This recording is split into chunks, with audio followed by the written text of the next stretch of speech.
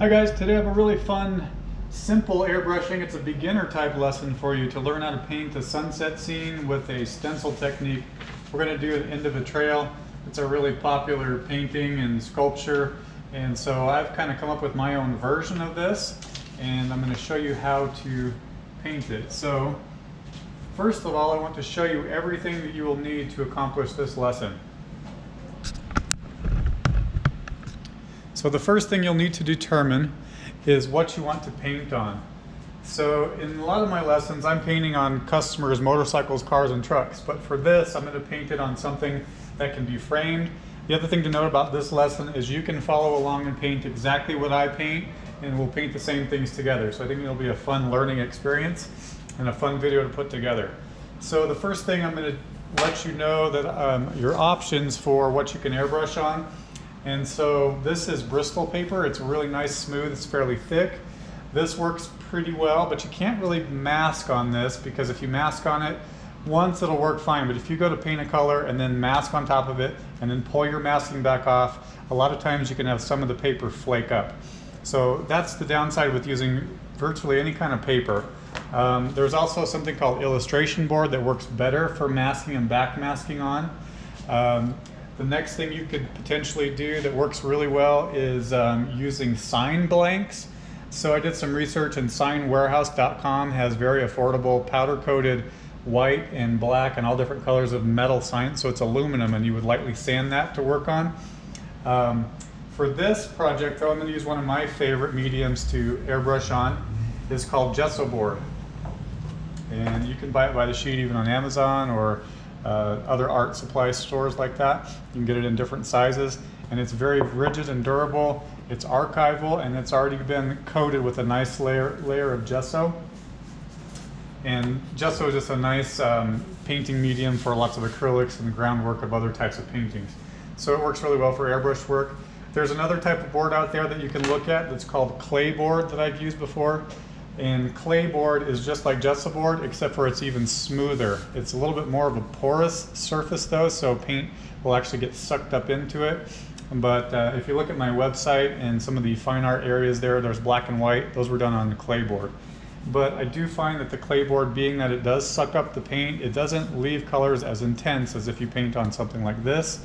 My all-time favorite work surface, if you can afford it and if you have the capability, is to just get a chunk of steel or aluminum and have a body shop prime it, base coat it, clear coat it with automotive clear coat, and then sand it down with 800 grit where it's perfectly smooth, and then you can clear coat over top of it. But for something that's just for learning or to hang on your wall, that's kind of overkill. So gesso board is a really nice medium for that, and it's not too expensive. I mean, anywhere between $6 and $12 to $15 for whatever size you get, when I did the last price check I just looked at. But with gesso board, the first thing I want to do is kind of show you and point out that it's smooth, but it's got a little bit of a texture. So this, and also you could be doing this on canvas, I suppose. There is some canvas that's good for airbrushing. If you're going to try on canvas, which I've done before, try to find the smoothest canvas you can find. Because with an airbrush, the way it works when it's spraying out paint, anytime there's any kind of a texture, and if you have your airbrush at all on an angle, you're going to see that texture in your paint, which may be what you want. You might want that for a canvas. But I like to try to get it nice and smooth. So what I'm going to do is I'm going to sand this down with 800 grit sandpaper. It doesn't have to be anything special. You can buy it from a hardware store, body shop. If you have access to a power sander or a pneumatic sander like this, you can sand it. And so that's the first thing I'm going to do, is go ahead and sand this, because there's just a slight amount of texture, and I've done a lot of experimenting with this, and if you sand this and you do a lot of backmasking steps on top of it, which we are going to do on this project, you'll have less likelihood of your paint peeling up. So I will sand this off camera. I'll get it really nice and smooth, and then I'll go ahead and wipe it off and clean it off, and then come back at you. So I've got this sanded off now. I'm going to take advantage of having an air compressor that's got a compressed air attachment. I'm going to blow this off.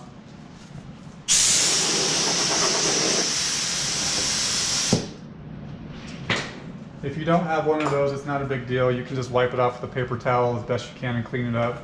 The other thing that works really well is an automotive tack rag. I've talked about these in all my other videos. You can buy those where you buy paint for automotive painting, and it's just a tack rag. It's a rag with a sticky substance on there, so you can just wipe it off, and it works really well to get dust off. And then another thing to note about why I like to use gesso board over paper and even over canvas is because you can cut directly on this. So a lot of airbrushing, you mask off with some sort of a maskant and you cut it out with an X-Acto knife. So that's another advantage for this gesso board or clay board or one of those sign blanks or a piece of metal that's clear coated and sanded flat.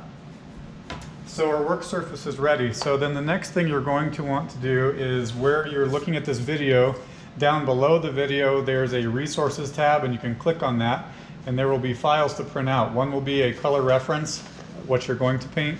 The other thing will be a printout like this, and I've scaled it to fit on an 8.5 by 11 inch standard sheet of paper. And so go ahead and print both of those out and bring them on over. And then the next thing you will need will be an X-Acto knife. This is Excel brand. These are number 11 type blades.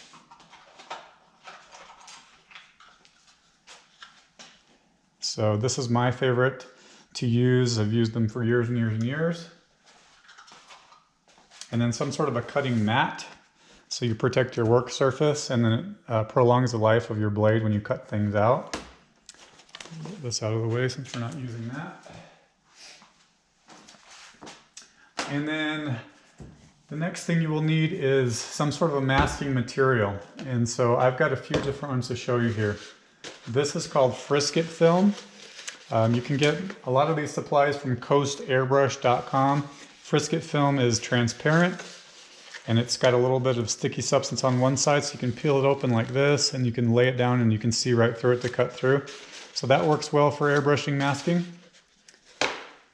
Another one that's Coast Airbrush sells is called Stretch Mask. This works pretty well for like helmets or motorcycle tanks because it actually can stretch and kind of conform to the work surface better than most masking materials. It's a little more pricey, so I just tend to use that only if I've got a curved surface I'm working on.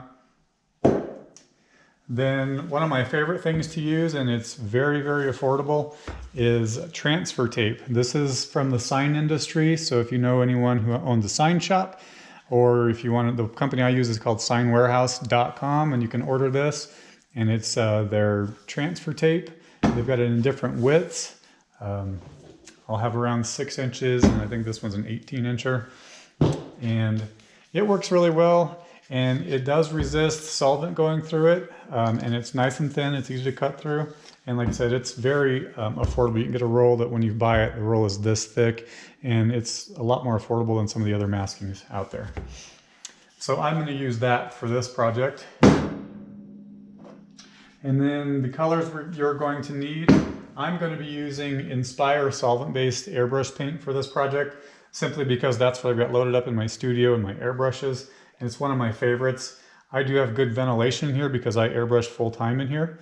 So I turn on a ventilation fan, I get good cross flow, but a lot of you are going to be airbrushing in your homes or apartments or something like that. I would recommend water-based paint. So look at Createx illustration paint, or Inspire also makes a water-based paint that you can use as well. So the colors that I'm going to use for this are going to be black, orange, some sort of a yellow, nice bright red. And then if you have it available, a dark red. If you don't, you can just add a little bit of drops of black into some red when we get to the dark red stage. So this will be a nice, easy project. It'll show you kind of a lot of techniques as far as airbrushing and masking and back masking, some freehand techniques, and a lot of color mixing, and some nice highlighting techniques. So it should be a nice, fun lesson for you. Then you'll need an airbrush of some sort. This will be, I will be using an Iwata Eclipse with a 0.35 fluid nozzle and needle in it for most of it. I may use my custom micron a little bit for the clouds, my Iwata custom micron. So those are the airbrushes you'll be viewing.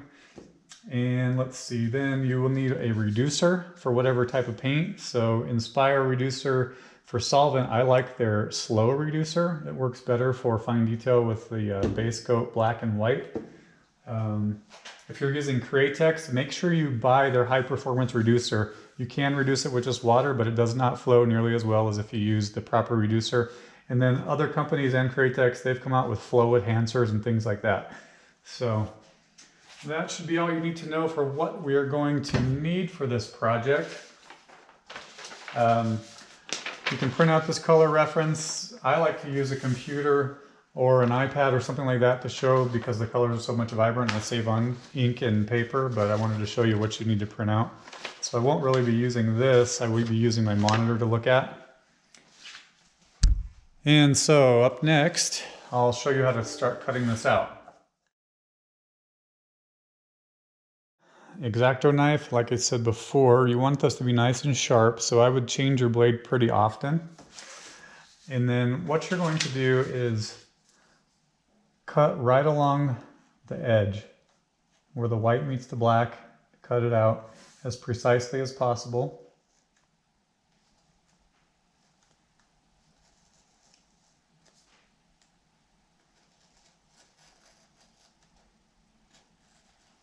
And with these knives, they work kind of like a pinstripe brush, to where when you're cutting long straight areas, like when you're working on this spear, when you apply pressure and you push down, if you've got it on about a 45-degree angle and you pull as you go, the nature of the blade itself will help you make a really nice straight cut, versus if you keep it up here on the tip, it doesn't cut as well.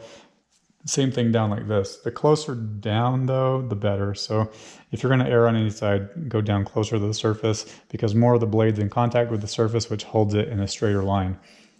So go ahead and cut that out. I won't film all of that because it's going to take just a few minutes, but go ahead and do that. Pause the video and then come back. So everything's been cut out now. Everything's sanded and cleaned off and ready to spray. I've got my airbrush ready to load up. I was studying the colors a little bit more and kind of picking apart the colors in Photoshop and just kind of studying them. And there's some orange in there that's pretty dark orange. So one way you can tint orange is by adding some brown to it, because brown is really just a darker shade of orange. So that's one other color I didn't mention at the beginning. So if you've got a brown type color, go ahead and throw that into your color palette for this. And so you can see this is cut out, it's free. And so whatever your work surface is, whatever size it is, I want you to go ahead and kind of position this to where you think it's going to look good. So I'm doing this on a 9x12. So I added a little bit of the hill here. So if you've got a little bit different size, go ahead and shrink or enlarge this, or add to the mountains or something to make it fill. So I want it to be up about this high, and kind of position where you are going to leave enough room for the sun and the sunset.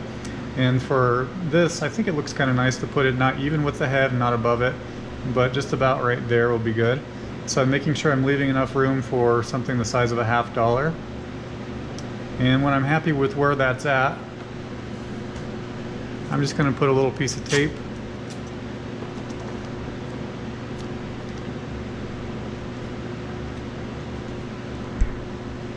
and I've got it taped roughly in place to kind of just hold it there. And so the next thing I want to do is load up some yellow in my airbrush.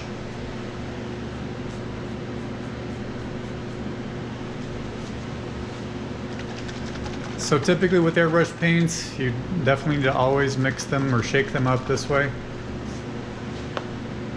Things tend to settle. And then if you have this happen with your paint, it's good to go ahead and flake all this off. Try to get as much of that off there as you can, because if you get those little dry flakes down in your airbrush, sometimes they can clog it. I'm just going to load the airbrush up. And then it depends on the paint whether you need to add a reducer or not. For Inspire, a lot of them can spray just as is, but I like to add just about 10 to 20% reducer. So I've got it in just a little squirt bottle here. I'll add just a little bit in there. It doesn't have to be perfect or a precise ratio. Cap the airbrush. And then the way I like to mix paint up, especially if you're not mixing colors that you need to visually look at, if you're just reducing something into your airbrush, is put a paper towel over the top of this, shake it up. So right now I'm adding reducer and I'm reducing that paint without dirtying a separate Dixie cup or anything like that. And so now, when you've loaded the airbrush, that original concentrated paint is down here in the body, and so you need to purge that out. So purge the line all the way through. Now we're into the reduced paint. And so what I want to do with this one is I'm going to start with my light colors first. As far as painting light to darks or darks to light, I don't have a hard and fast rule. It always depends on what the end product is going to be. But for this one, we are going to start with light first. So what I want to do now is, with this roughly in place, I am just going to airbrush where the sun is going to be. So I'm envisioning it being right here. I'm just going to airbrush in a little bit of a circular manner, right where I want the sun to be. I'm leaving the sun yellow. I'm sorry, I'm leaving the sun white and airbrushing yellow on the outside of it. And then the only other thing I'm going to do real quickly with this yellow is I'm going to come about an inch away from where the mountains are and where the horse is, and I'm going to airbrush very, very lightly. All I'm doing this for is to give myself a visual reference of where the Indian and the horse are going to be later. So I'm not airbrushing against the paper at all. Very, very lightly airbrushing just a few little registration spots. It's so light you can hardly see it unless you know what you're looking for.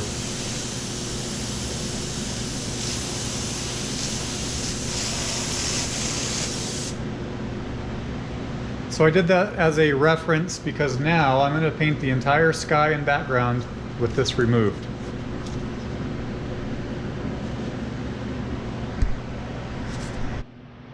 So I'm switching to painting, so I decided to go ahead and convert my table into more of an easel. So in my other videos I talked about what these are. This is a cool like 1970s drafting table, and it's nice because it's made out of steel, so magnets and things will stick to it. But what's also nice, other than changing the angle back and forth, is you can press this pedal and you can raise this up or down. So they make modern drafting tables, but if you can find one of these old ones, they made them really sturdy back then, so pretty cool Craigslist find. Actually, I was able to pick up a couple of them. My paper stencil at hand where I can quickly put it back and forth. If I need to kind of see where things are going to ultimately end up, I can do that. I use high quality masking tape from the automotive industry. I don't use cheap masking tape because that'll leave glue quite often, or it'll rip up and half of it will be left on your work surface. So now I've still got the yellow in my airbrush. So what I'm going to do is I'm looking at my reference painting, or my reference picture here, which the reference that you will get will be a picture of my painting actually. So I'm going to start with my yellow, and I'm going to roughly mark in where the misty clouds and things are going to go.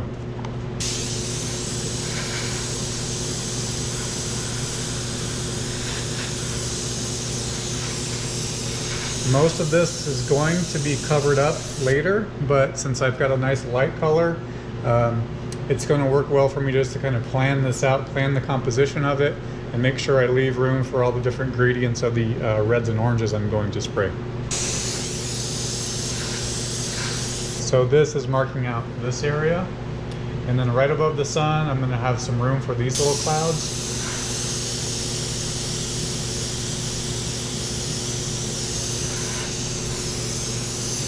And then all around here has got more yellow than anywhere else, so I'm going to fill this in with yellow. Still not filling in the sun. The sun is going to be left white.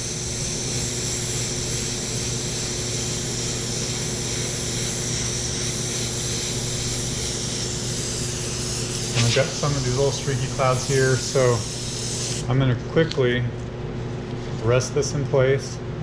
So he's going to go right about there, so I want these clouds to kind of come right through this area. So I'm going to mark those with this yellow really lightly.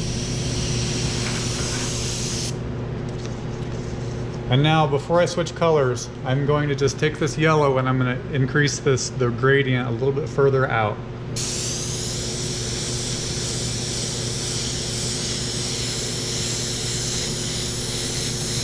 So I'm using the dagger stroke now. If you watch the introductory videos, the beginner videos, I'm working the trigger back and forth, pressure is always constant. I'm always pushing down the same amount and I'm working the trigger back and forth. If I want a big gradient, my airbrush is back here pretty far. If I want tight detail, it's close. So right now I'm about 5 inches away. I'm feathering, dagger stroking, and just layering in this yellow and extending it out to where the oranges and reds are going to be.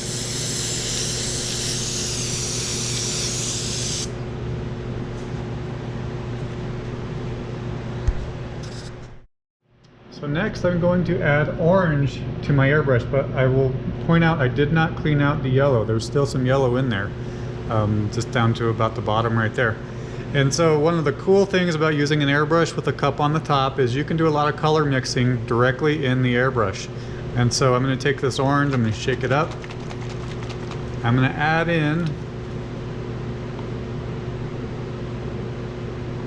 equivalent to be about 15 to 20 drops. It doesn't have to be precise because it doesn't have to come out perfect. We're just a cool sunset. The colors change all the time. So I'm just making a yellowish orange now by adding the orange to the yellow. I'm going to cap it, shake it up. So now I'm mixing those colors just as if I'd put it in a cup and I'd stirred it up, which you can definitely do that. You can put it into like a little Dixie cup and stir it up with a popsicle stick or a coffee stir stick, and that way you can verify the color you have. If you're doing this method, you can also pop the lid back off and that'll show you the color you have. But if you remember, I still have that yellow in here, so I need to purge out the yellow to get to my yellow-orange. I'm going to blast that out.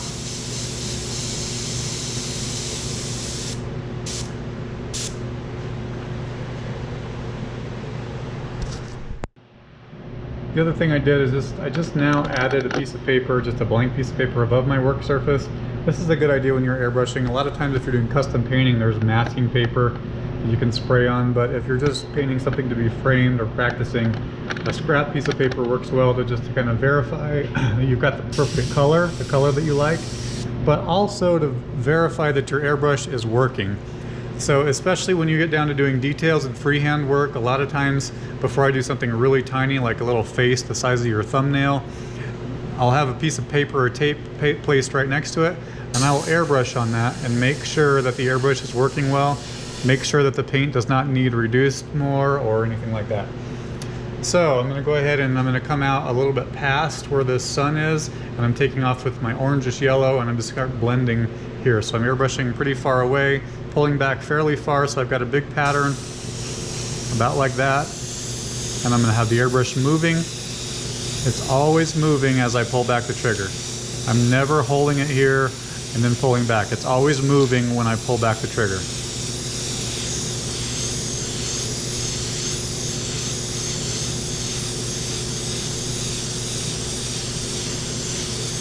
So I basically just made a circle like that with a nice fat, large spray pattern of this yellowish orange. And now I'm going to feather that yellowish orange out in all directions away from the sun. Airbrush is about 8 inches from the surface.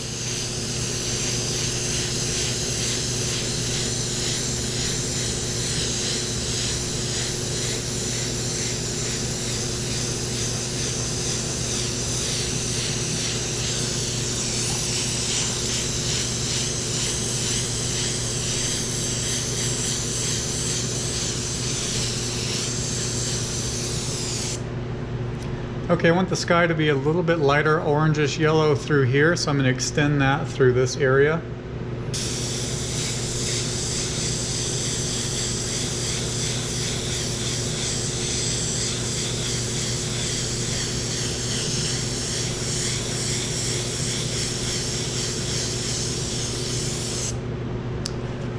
And then with sunsets, if you study them, the colors just kind of swirl together, and that's why airbrushing is really good. That's why I've chosen to do, I'll do this and some other sunset tutorials and things, because it's that and water and sky.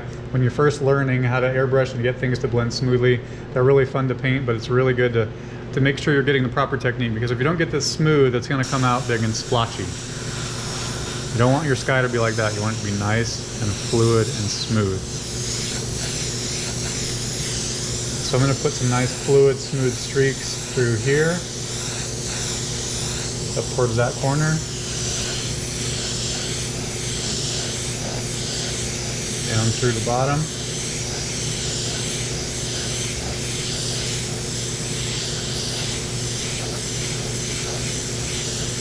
Right here. So now I'm going to show you how I clean an airbrush out for changing colors. So I've got basically just an empty wash bottle here, or it's a waste bucket, and this is my wash bottle. This has got lacquer thinner in it. If you're using water-based paint, I like to just use a squirt bottle full of water, and then you can squirt that down there. The pressure of that will help clean it out. But for solvent-based, this works well. So I spray in a little bit of thinner, dump it out, spray it in, dump it out, and then put lacquer thinner in there, and then spray.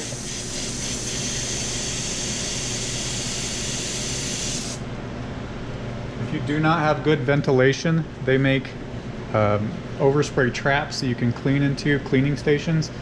So look those up at coastairbrush.com, and you basically spray into that and it traps the overspray as you're cleaning.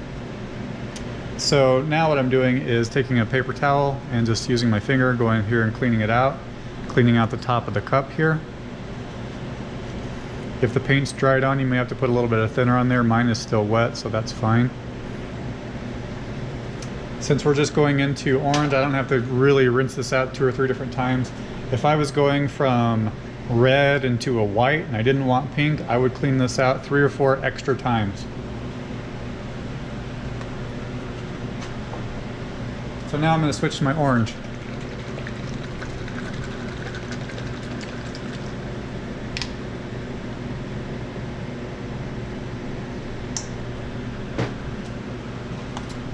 For this paint, I'll add in just a little bit of reducer. Once again, like you saw before, cap it, cover it, shake it. Another thing to notice is your airbrush probably has an extra cap on here. When you're first starting out, that's fine. It's to protect this needle. So watch all the introductory videos and it'll describe what this needle does and all those functions. Typically when I airbrush though, I never have that on because this serves as a point of reference to show me where I'm going to hit. It's basically an aiming point. But it's very fragile, so when you're capping, when you're shaking it off, make sure you're not going to bend that needle.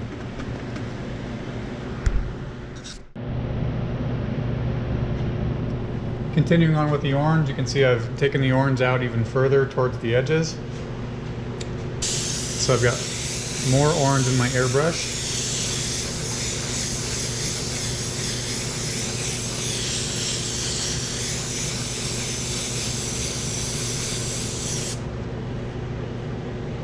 Now I want to be strategic here, and so before you put this on, especially if you're using water-based, you might want to let that dry. Solvent-based dries even faster. You can speed dry just by pushing down for air pressure, but no paint. I'm not pulling back for paint. I'm just airbrushing air right now to dry this off. And I can put this back on here so I can kind of envision what this is going to look like. And what I'm going to attempt to do is make sure that I leave it lighter right around where the Indian horse are than the edges. I want the edges to be darker reddish orange and around him to be this yellowish and orangish type color. So just kind of putting that in place so I can visually make sure I'm leaving room for things. This is about where I want it to start getting a darker orange. So that's looking pretty good. I'm going to take the orange just a little bit further here and then we'll switch to a darker color.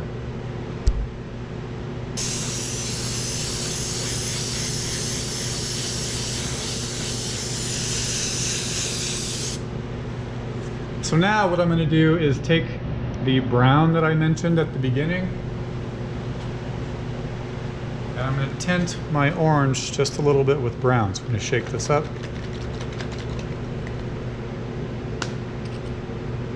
I'm doing this for the video close to the cameras here. I would recommend doing this away from your artwork though, because sometimes you can get little paint splatters. So I'm going to add in dropwise. Just a little bit of brown, not too much. Cap it, shake it just as before.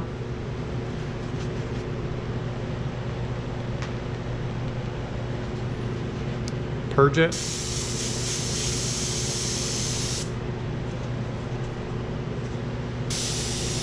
So now I should have a darker version of orange. So I'm going to leave all this because I just planned it out with that holding the paper up there, but I need to leave this lighter. So around the edges is where I want it to be, start getting darker.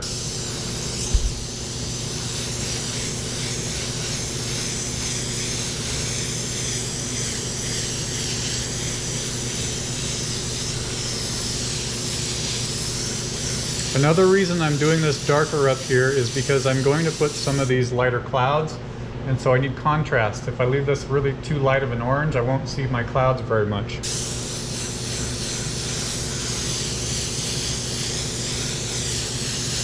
So I'm keeping this brownish orange away from this area.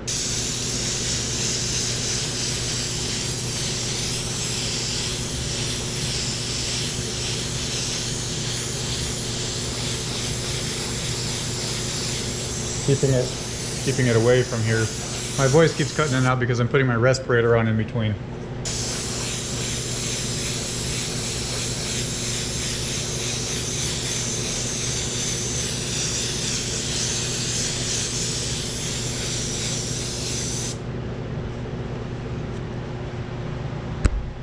Okay, we're going to switch colors again. I'm going to start airbrushing with red. So I'm going to do a color change like you watched previously, switching to a red color.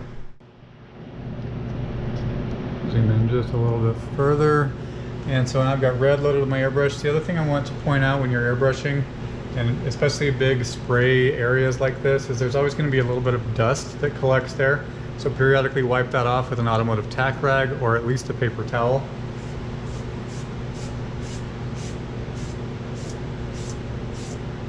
Because if you airbrush your next coat of paint on top of that, you kind of lock that dust layer in there and your painting will get rougher and rougher.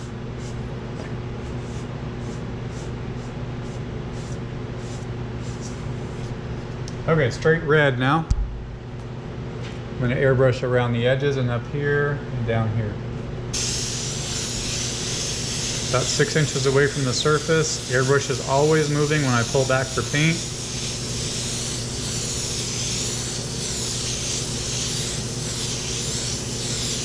Putting out about a 3-inch pattern now. But I'm being careful to not get it down here.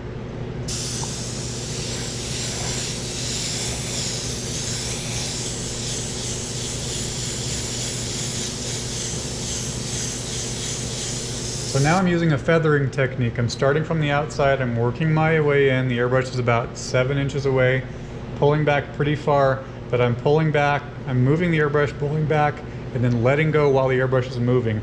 That way I get a nice gradient of this red coming in, but it doesn't come out splotchy. So it's kind of a quick motion.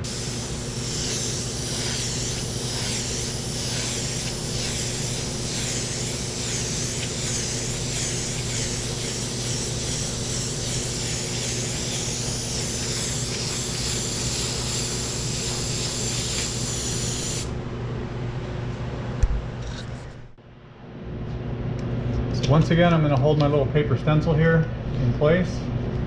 Kind of cool because it gives you an idea what it's going to look like when we're all done. But now I want to go ahead and extend this red down even further down to the legs.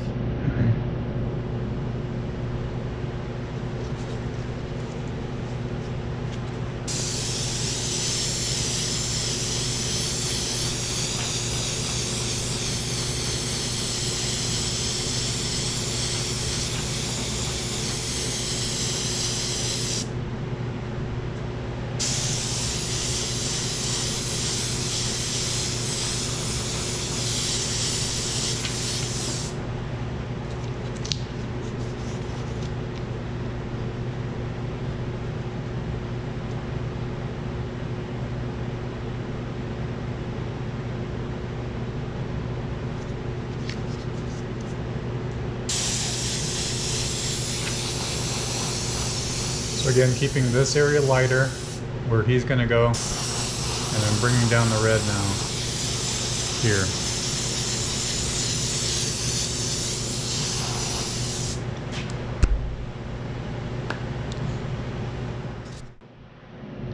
Okay, I did one more color change. I did not completely rinse the airbrush. I just dumped it out and I added darker red to it. If you do not have darker red, just add a couple drops of black and shake it up. Purge your tip. And we're going to darken up the outside edge even more.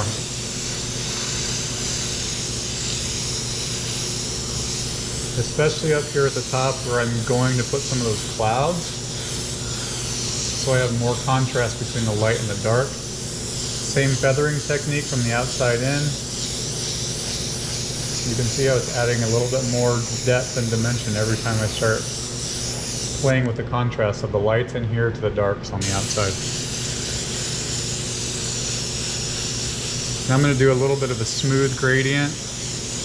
Airbrush is almost 10 to 12 inches away, feathering it up, blending the colors together.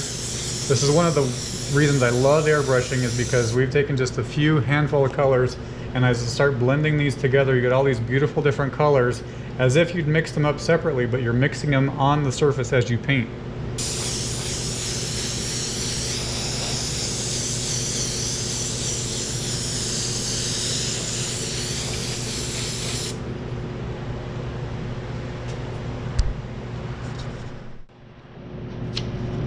Okay, let's do another double check to see how we're doing. Filling it in far enough. It's about where I want it to be. And so what I want to do now is I'm going to emphasize the contrast between this black silhouette of a hill and the horse and the sky by putting one more reddish orange, a little bit lighter right across there. Rather than going even darker, I want, anytime you can emphasize the contrast between light and dark where things come together, that works better. So for this last little band of color here, I'm going to use a reddish orange instead of a dark red.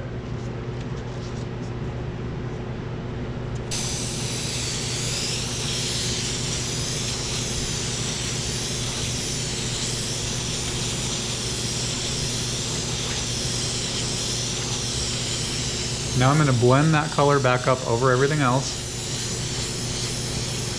Really light and feather it in.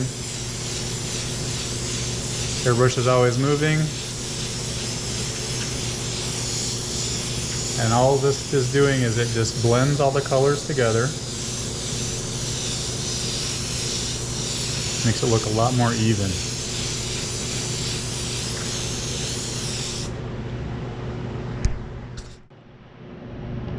Next thing I'm going to do is I'm going to wipe this down again. Paper towel or tack rag.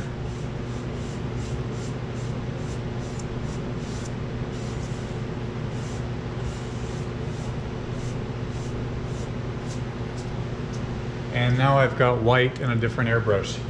And so what I'm going to start doing now is I'm going to come in here and first of all I'm going to make the center of the sun brighter.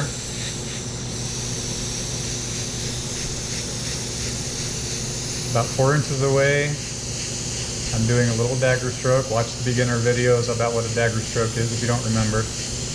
The airbrush is always moving when I'm working the trigger, pulling it back. And fill it in, keeping it nice and circular. If you're having a hard time with this, you could take a stencil or something that's round and hold it there and spray through it. But for the sun, especially in this reference and the way I want this to be done, I want it to not look like it's got a hard edge, so that's why I'm doing this freehand.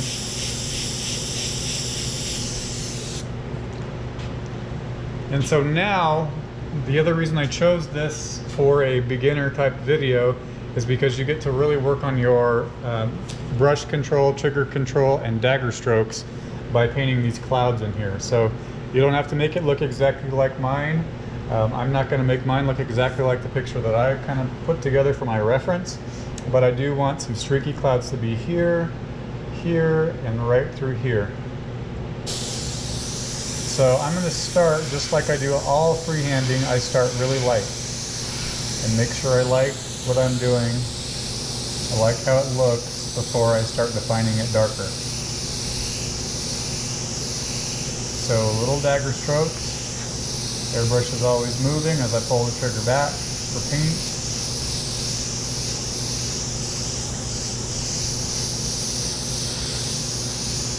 If you're comfortable with your dagger strokes, you can get nice and tight, real tight controlled detail over these clouds. If you're just getting started, keep them light and wispy, that's fine.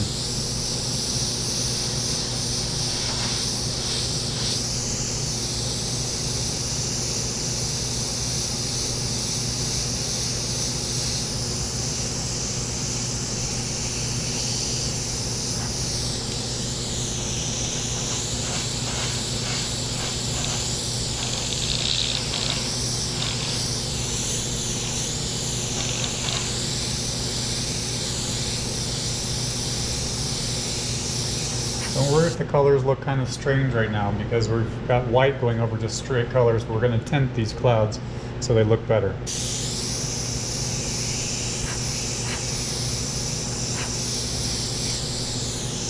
And I want a little band of sky between this cloud and these upper clouds. So I'm going to come up about 1 inch and really lightly airbrush in here.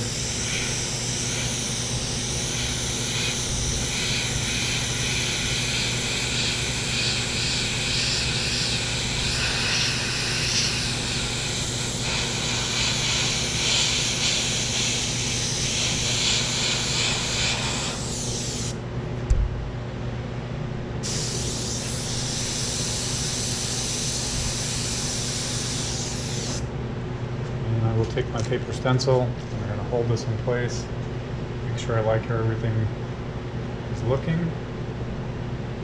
That's going to work out pretty well. So now I'm going to come in and, like, if you're just starting out, that's fine. You can stop right there with these clouds.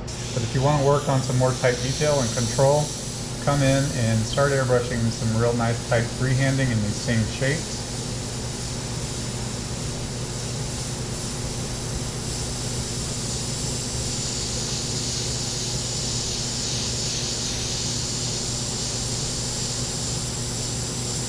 Have some of the clouds kind of break apart at the end. I have a whole video on freehand clouds that was done on a purple motorcycle. You guys can check that one out too. It talks about how to do bubbly shaped clouds. This is more kind of, it was a windy day and these were kind of wispy type clouds. That's what these are. But perfect practice for the dagger stroke.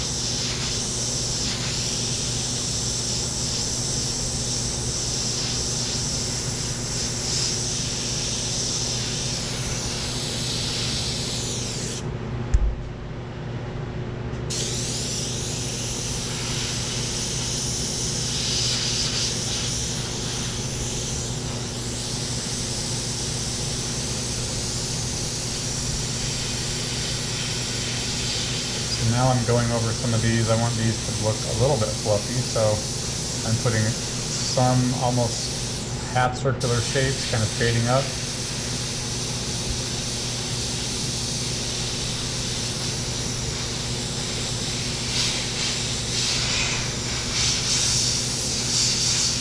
And what looks good as clouds is to do some detail and some low detail, because if you study clouds, they're always moving. And they're not all super precise. So it's okay to have some of them trail off and just be real wispy.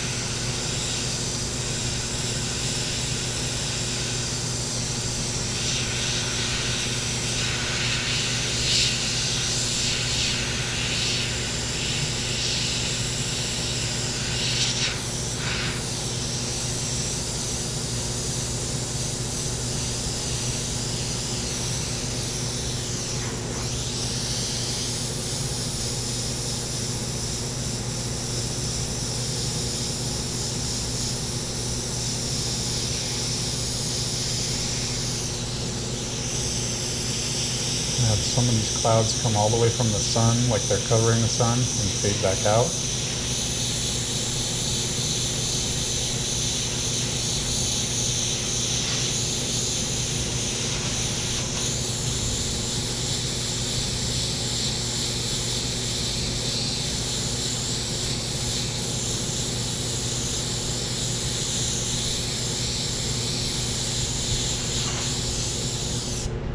So I'll do just a little bit more of that off camera.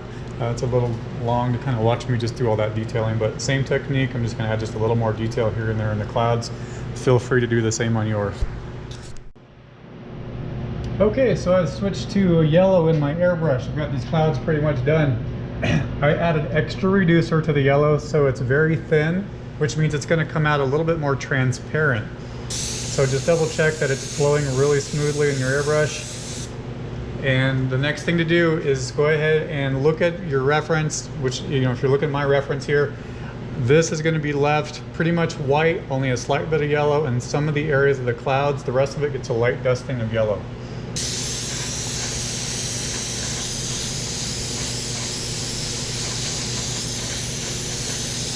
I'm just feathering it now. The airbrush is always moving when I pull back for paint and when I let go for paint. And I'm just putting the yellow over where I just put the white. You can see how it's tinting it to a nice golden type color.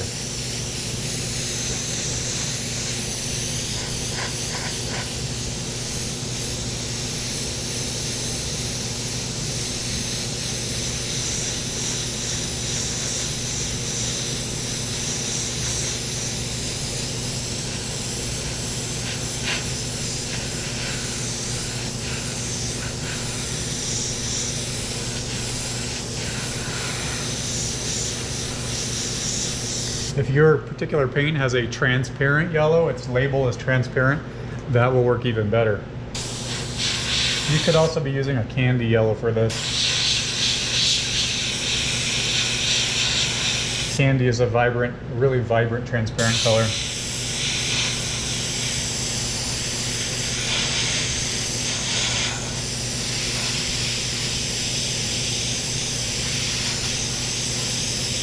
But if you have standard yellow like I do, it still works fine.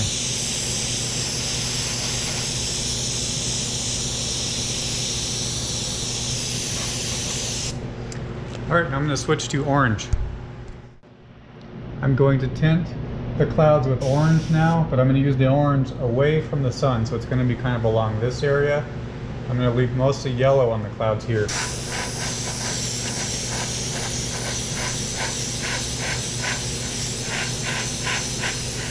Covering up what I did white with orange is what I'm doing now.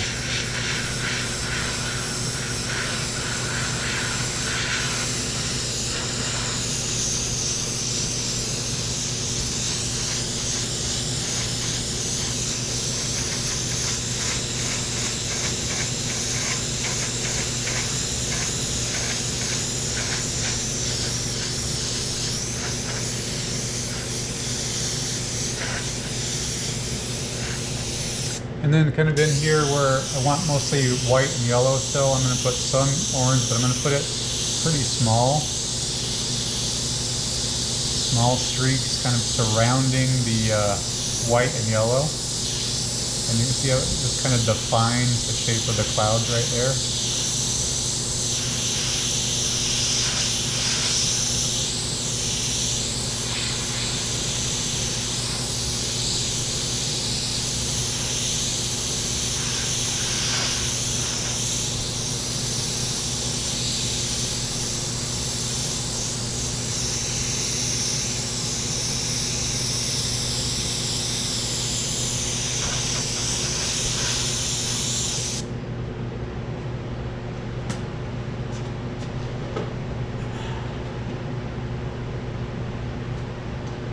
Switching back to white. And I'm going to put some real tiny highlights here and there. Not very bright. On some of the brightest sources of the cloud. Really small. Splotchy is fine. Putting it on the lightest values, which means the brightest colors of the, mostly yellow and the oranges, but in the light areas. That'll make it look like the sun is hitting those clouds.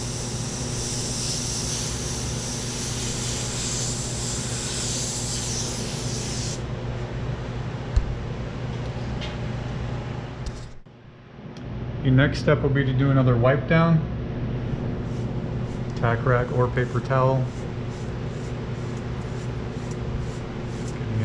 airbrush dust off of there, getting it nice and clean.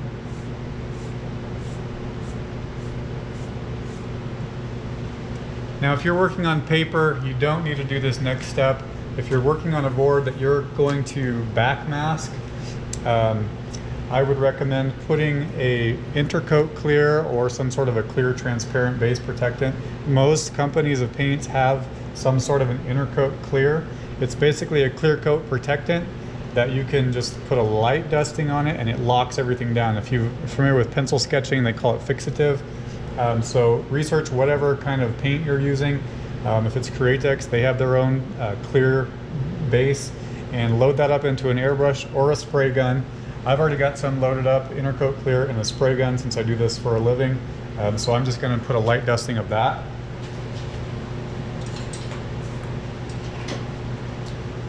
If you don't have that, don't worry about it. This is just a little safety insurance. We most likely won't need it on gesso board. But we're going to stick masking on top of this, so this protects it.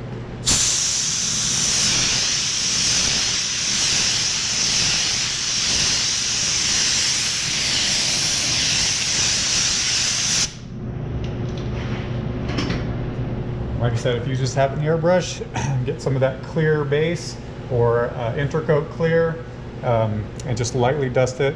You just take a few more coats than my big spray gun. But if you have access to one of those larger spray guns or an automotive detail spray gun, that works well. So I'm just going to let this dry for about 15 minutes before I mask it off. All right, so I put my drafting table flat again. It's easier to apply the masking on top. And so one thing you can do is just to make sure that everything is going to work as far as adhesion is take a piece of the transfer tape I just tore off a little bit, or whatever masking you're going to use, and just try kind of down here towards the bottom. It's going to get covered up with the black anyway. And make sure that it's not going to peel up at all. This looks like it's going to stick just fine. That's one of the reasons I do like a gesso board. If you're using paper to do this, you're not going to do this step, because if you mask up on paper, just regular paper, and you pull it up like that, a lot of this color will kind of come up in little pieces. However, I will talk about a way that you can do this with just paper. It's just a slight alternate version of how we're going to do this for the video. So I'm going to use this transfer tape again. This is from the sign industry. It's used for transferring vinyl stickers onto the surface like windows and the sides of cars, but it also works well for masking for airbrush purposes.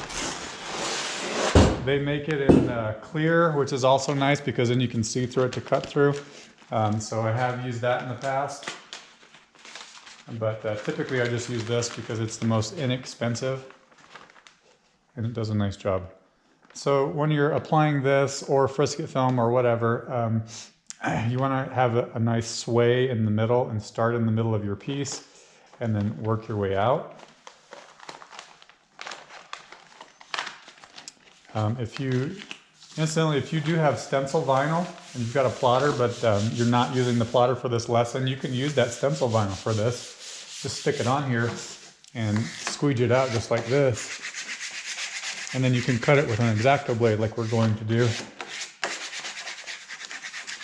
So any of my videos that have me using a plotter and cutting out stencil vinyl, you could do the same technique we're doing now, where you apply a masking and then you have a printout that you set on top of it, and then you can cut it out. So just kind of a food for thought right there. So I'll just trim this out about a 1/4 inch away.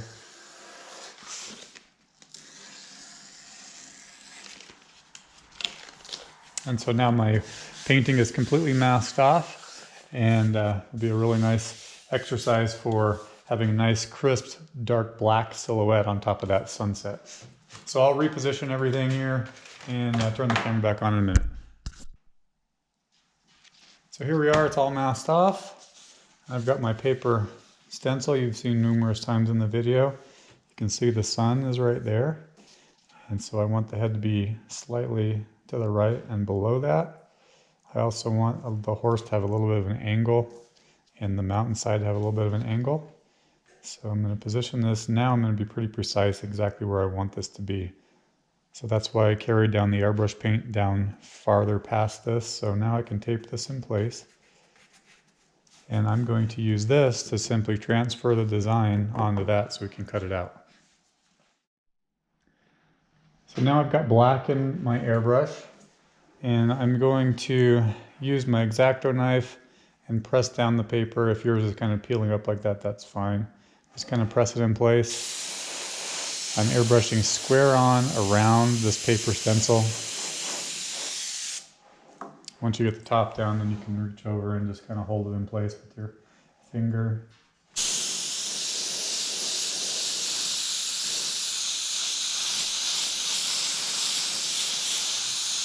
You don't have to be careful with this technique at all because you're just transferring the design. All you have to worry about is making sure it doesn't move when you spray it. Use the pressure and the air pressure from the airbrush to push the paper down. That's why if you keep your airbrush straight up and down, it works. If you go like this, it kind of angles underneath of it, so keep it square.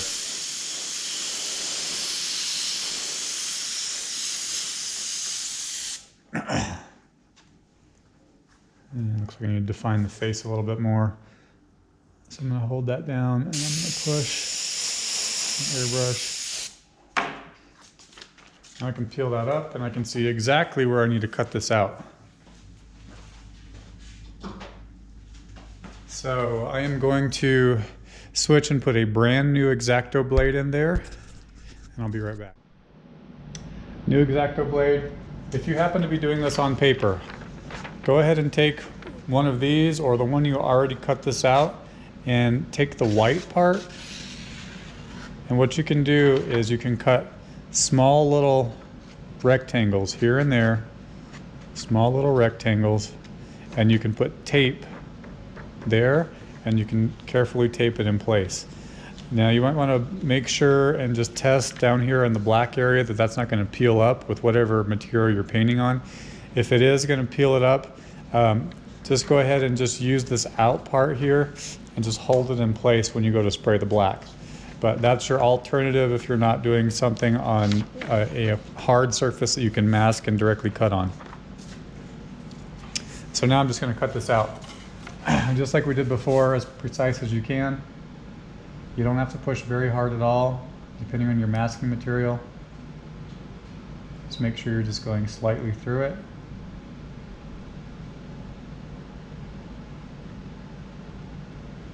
And then when you get to these tips of like where the hair is, that's where you want to be really careful and come right to the same exact point, because if you have stray cut lines, you will see that in your final artwork. So the more precise you can be at this point, the better. And envision what you're cutting out is going to be a stark contrast from the dark silhouette to the bright sunset. So keep it as clean as you can. So I'll do the rest of that off camera. A couple other things I thought about to tell you as I was cutting this out is when you first start cutting it out, when you get something cut out, maybe not the whole thing, just lift up with your X-Acto blade and make sure that you're cutting through sufficiently enough. Sometimes you'll spend a bunch of time if you didn't push hard enough and you got to recut it out. The other thing is sometimes it's hard to tell where you've cut out, and visually, even with good lights, it's hard to tell, but if you just run your finger across there, you can feel where you've cut and you can feel where your cut line ends. And so right now I stopped on the tip of that shoulder, and so I can feel where I stopped. I can bring my knife, and then your knife, once you get to the cut line, it'll naturally kind of fall back into that groove and you can cut it out. If it's a really intricate design, sometimes I will take a pencil and I'll put a little arrow right where I stop and start so I can remember where I left off. It's kind of a good little trick. So you don't, when you double cut something, it doesn't come out as clean.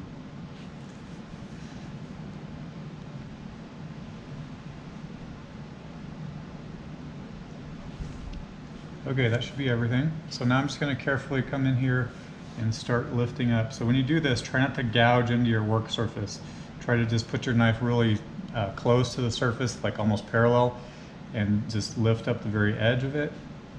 Once you get it, start lifting up, and then just start peeling it off like this.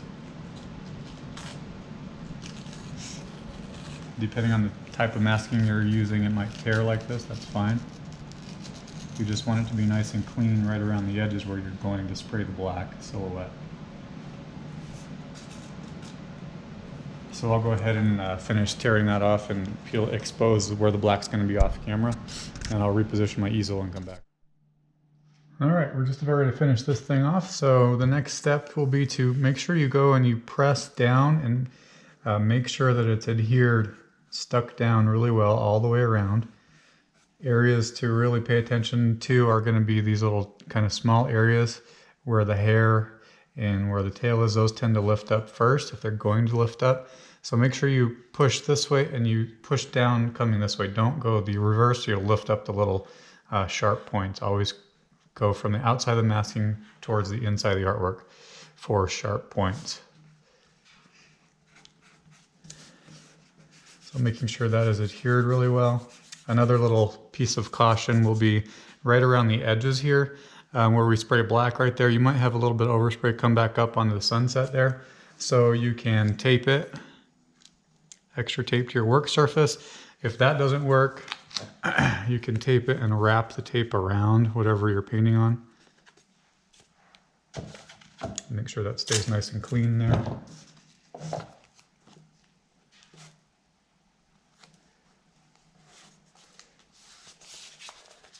Make sure the top is good.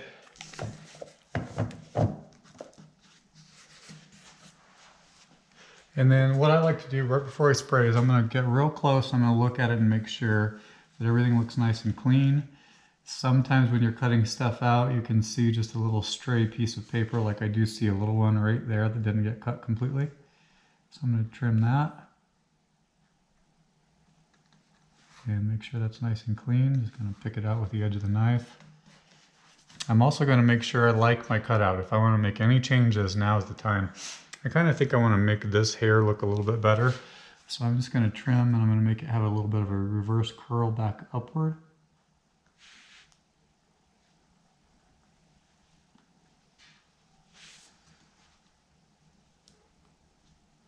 And I'll lift that out real carefully. I think that's going to make it look a little bit nicer.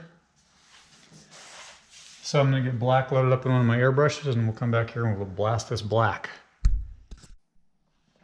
So now you can just be kind of careless with your airbrush. All you have to do is make sure that your masking is not lifting up. So before I spray an area, I'll do one last little press down just to make sure everything looks like it's adhered well.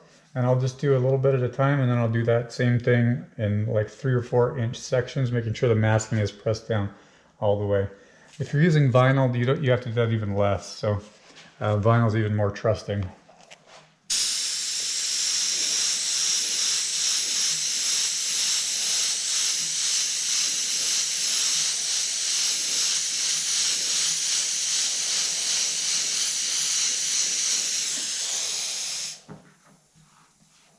Pressing down.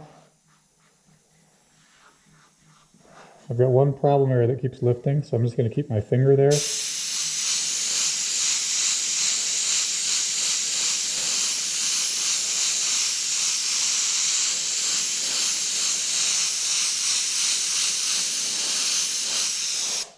If you are using water-based paint or some sort of a thin paint, do this in light coats, because if you flood this too much, your paint will soak up underneath whatever masking it is. So light coats is better than putting on one heavy coat.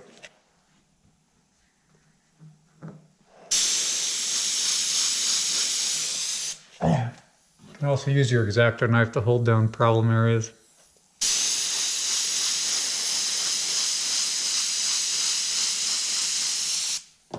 If you did not cut this out and you just have paper just laying here, taped up probably here and here around the work surface, you'll have to use your hands a lot more to hold it down, or your X-Acto knife, and basically you'll just press it down and spray. Press it down, spray inward. Press it down, spray inward.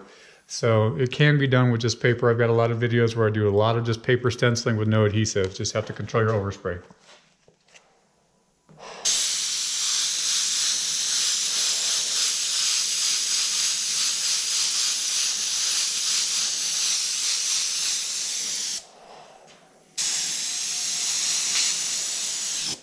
Okay, I ran out of paint, so I'm going to refill this and I'll spray everything down here off camera. And I'll come back. All right, make sure that you've got it done nice and evenly. Pick it up and look at it, different shades of light. Make sure you go around the edges, and then once you're happy with it, you can go ahead and unmask it. So start by, if you wrapped tape around the surface, go ahead and undo that.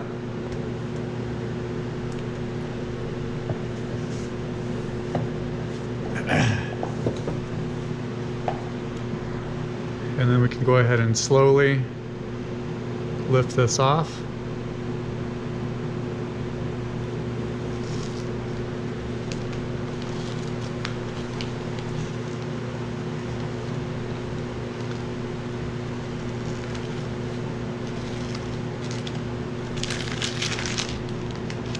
For masking tears like that, just come back with an X-Acto knife and lift it up.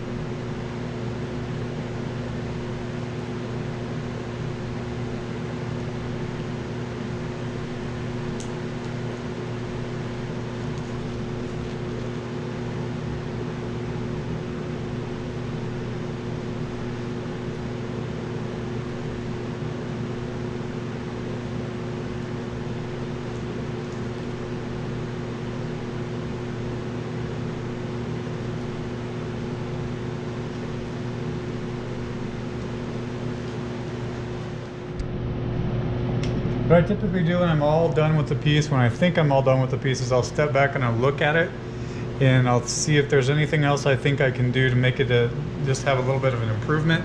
So what I'm going to do now is I've got some really thin red. I'm going to come down on the bottom edges of some of these clouds here and there. I'm going to freehand real lightly to kind of give a nice contrast to make the clouds kind of pop a little bit more.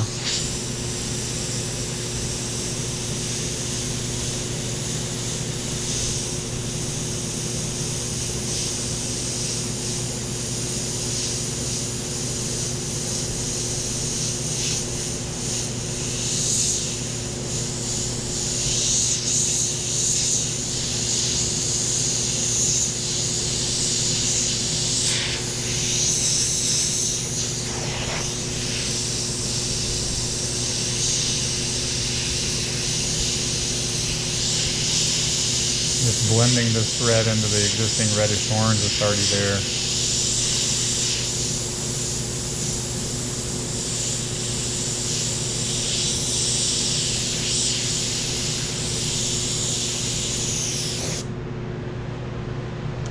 And if you want to spend some more time, you're welcome to go ahead and put some more detail up in these clouds. You could come in here and just put some extra white highlights here and there, and then come back with tinting it with yellow and orange if you want.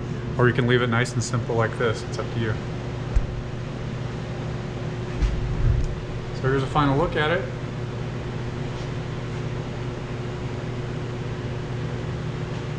Very nice and easy, simple exercise. Beginners can do this. You could do this if you really can't even draw, because it's all done with stencils and masking. The only thing that's freehand is the clouds, and they're just nice and streaky. So hope you learned a lot and have fun airbrushing.